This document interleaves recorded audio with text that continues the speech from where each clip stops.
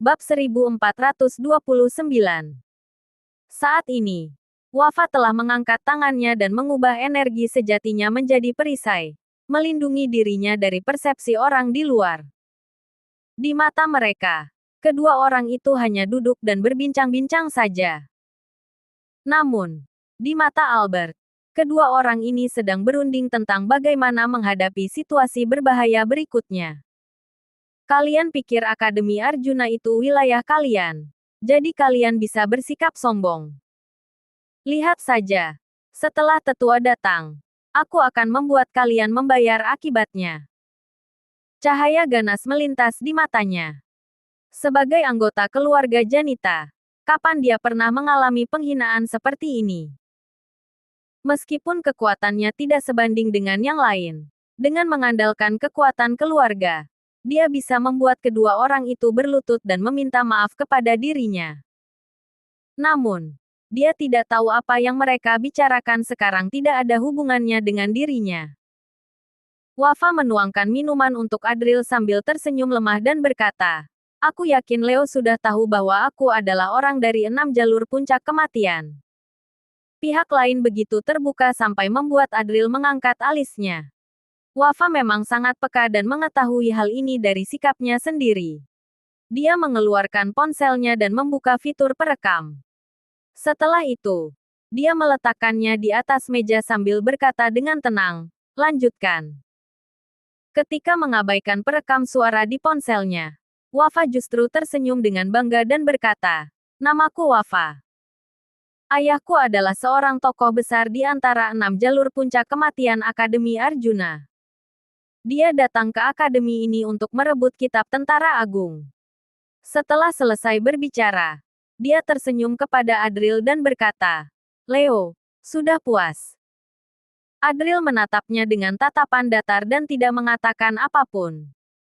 Wafa menyesap minumannya, lalu meletakkannya sambil menghela napas dan berkata, "Leo, kamu harus percaya padaku. Aku benar-benar nggak bermaksud jahat. Tapi, aku sangat nggak puas dengan beberapa tindakan ayahku. Kalaupun kamu membutuhkannya, aku bisa membantu menangkap beberapa orang dari 6 jalur puncak kematian untuk membantumu meraih prestasi." Sejak kapan orang-orang dari 6 jalur puncak kematian berubah menjadi pria dan wanita yang baik? Ujar Adril sambil tertawa dingin. Apakah orang jahat terlahir sebagai orang jahat? Namun, Wafa hanya tersenyum pahit dan berkata, "Sejak lahir, aku ditakdirkan untuk menjadi orang 6 jalur puncak kematian. Nggak sepertimu. Aku bahkan nggak punya kesempatan untuk memilih. Tapi kali ini, kamu ingin menjadi orang baik?" Tanya Adril sambil menatapnya dengan tatapan sinis. "Percaya atau enggak, terserah kamu." Wafa tiba tersenyum dan berkata, "Aku bisa memberitahumu bahwa akan ada perubahan besar di Srijaya. Perubahan besar ini akan mengubah kembali tata kekuasaan Srijaya. Kalau aku bisa berjasa dalam perubahan besar ini, aku bisa keluar dari 6 jalur puncak kematian. Nanti, kalau kamu bekerja sama denganku, kamu juga akan mendapatkan banyak keuntungan." Adril mengernyit sembari berkata, "Ada perubahan besar. Sekarang, aku belum bisa mengatakannya padamu. Tapi aku bisa menjamin kalau kamu memilih untuk tetap bersamaku, itu akan berguna. Tentu saja, kamu juga bisa memilih untuk melaporkanku. Tapi..." Wafa menatapnya dengan tatapan tajam dan berkata, "Aku bisa menjamin bahwa aku pasti akan tetap hidup. Pada saat yang sama, akan ada orang-orang besar yang membuat Daniel membayar akibatnya.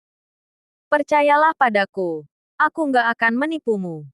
Adril tidak banyak bicara. Dia sudah menggunakan teknik membaca pikiran dan mata gandanya sambil mengernyit. Perubahan besar itu ternyata adalah kekuatan besar dari wilayah atas yang ingin datang ke Srijaya dan Sageru untuk memilih pemuda-pemuda terbaik untuk dilatih secara intensif. Siapa yang terpilih, dia bisa mengubah tata kekuasaan di Srijaya. Tampaknya, Wafa memilih untuk menyembunyikan identitasnya di Srijaya, juga menunggu kesempatan ini untuk dipilih oleh orang lain. Sementara itu, keluarga Janita mengadakan kompetisi bela diri. Bahkan tidak segan-segan menggunakan wanita keluarga sebagai umpan. Untuk mencari bakat-bakat terbaik di Srijaya agar orang-orang dari wilayah utara memilih orang dari keluarga mereka sendiri. Namun, Adril terlihat agak bingung. Wilayah atas tidak kekurangan bakat. Tetapi mengapa orang itu datang ke Srijaya dan memilih orang dari Sageru? Adril tiba-tiba teringat pada Tabib Agung. Saat itu, beliau terakhir kali muncul di dua tempat ini. Sementara itu, di antara kekuatan yang datang untuk memilih orang, kebetulan ada satu keluarga besar yang pernah menerima beberapa pengajaran dari Tabib Agung. Mereka sangat bersyukur atas prestasi mereka di bidang kedokteran. Mereka bahkan mendirikan tempat pemujaan untuk Tabib Agung.